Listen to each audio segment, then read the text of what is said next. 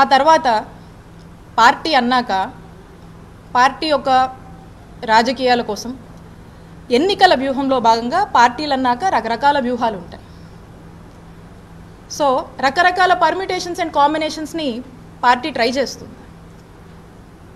ఆ చేస్తున్నప్పుడు నన్ను మా పార్టీ మా నాయకుడు జగన్మోహన్ రెడ్డి గారు నన్ను గుంటూరు వెస్ట్ నుంచి పోటీ చేయమని ఆదేశించడం జరిగింది.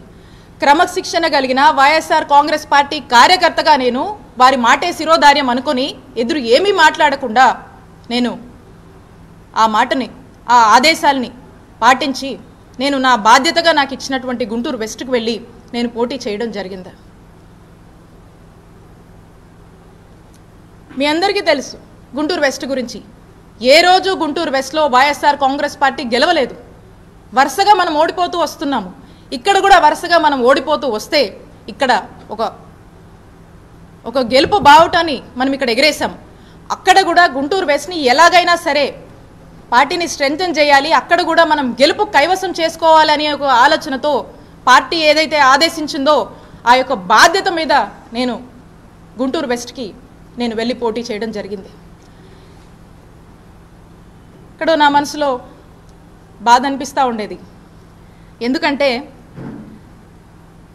నా నియోజకవర్గం మా నియోజకవర్గం చిల్లూరుపేట, ఇక్కడున్నటువంటి మా నాయకులు, ఇక్కడున్నటువంటి మా కార్యకర్తలు, ఇక్కడ నన్ను దీవించినటువంటి ప్రజల్ని, నా సొంత నియోజకవర్గాన్ని వదిలి నేను వెళ్లాల్సి వస్తుంది అనేటువంటి బాధ నాలో ఉన్నప్పటికీ నేను మా నాయకుడు మాటే శిరోధారంగా భావించాను కాబట్టి నేను అక్కడికి వెళ్ళి పోటీ చేయడం జరిగింది.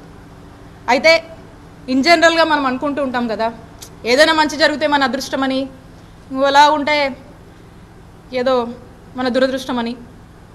అయితే ఇక్కడ మీ అందరినీ కూడా వదిలి వెళ్ళాల్సి వచ్చినప్పుడు, మీ అందరి గురించి నేను ఆలోచించినప్పుడు, నా సొంత నియోజకవర్గం అని నా మనసుకు బాధ అనిపించినప్పుడు, ఇది నేను ఎవరిని అనట్లేదండి, నేను ఇది కేవలం నా దురదృష్టం అనుకున్నాను. నేను నా బ్యాడ్లకు అనుకున్నా, ఏదో మిస్ఫార్చ్యూన్ అనుకున్నా.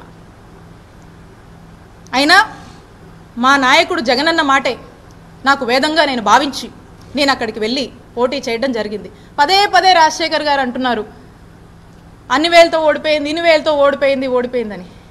గెలుపు ఓటముల గురించి మీరు మాట్లాడుతున్నారా రాజశేఖర్ గారు? చెప్పండి. అయితే గెలుపు ఓటం అనేది సహజం. నేను గర్వంగా చెప్తా ఉన్నా, మేము 2019లో అధికారంలోకి వచ్చాక మంచి చేసి మేము ఓడిపోయాం. ప్రజలకు మంచి చేసి మేము ఓడిపోయాం. టెక్నికల్గా మాట్లాడితే రకరకాల కారణాలు ఉన్నాయి, అదో ఇదో ఏదో అని మనం అనొచ్చు. బట్ ఎవిడెన్సెస్ లేవు కాబట్టి నేను అది చెప్పలేను. కాబట్టి మంచి చేసి మేము ఓడిపోయామని మేము గర్వంగానే చెప్పుకుంటాం. ఆ తర్వాత మా నాయకుడు జగన్మోహన్ రెడ్డి గారు మళ్ళా మాట్లాడి మళ్ళా తిరిగి నా సొంత నియోజకవర్గానికి, మా చిలకలూరుపేట నియోజకవర్గానికి నన్ను పంపిస్తున్నానని ఆదేశాలు ఇవ్వడం జరిగింది. Please subscribe .news.